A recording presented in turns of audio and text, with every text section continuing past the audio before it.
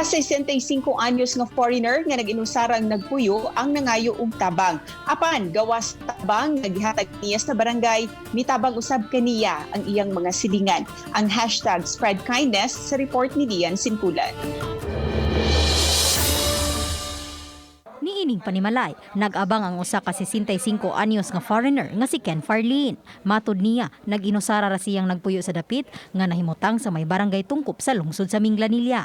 Apan ning panahon sa enhanced community quarantine, daw maglisod na siya og pagawas-gawas aron makapalit sa iyang mga panginahanglanon. Mao nang misuway siya og post sa social media ug dali kining mi-viral. I'm not able to get out to my ATM to receive my funds, and I really don't want to give my card to anybody. O siya ra gyud nang usa nagpuyo. Unya karon nga naanatay katong ECQ, diya gyud siya kagawas. Nya muna usay na nangayo siya og kanang tawo nga makatabang niya. Karon nahatda na si Farlin og hinabang gikan sa barangay. Hinuon mitabang usab kaniya ang iya mga silingan nga nagpuyo sa usa ka subdivision. Mapasalamaton siya sa iya mga silingan nga mitabang kaniya. Lots of food now.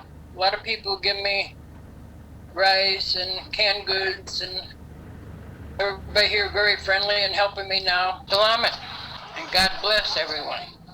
Samtang sa social media page sa lungsod sa Minglanilla, mamahimong maabagan ang langyaw sa barangay kung muwidro man siya og kwarta. Mipasalig ang mga silingan nga andam silang mutabang sa langyaw kung sangpiton sila. Uban ni Renate Quiñones, Lian Sinkulan, Balitang Bisdak.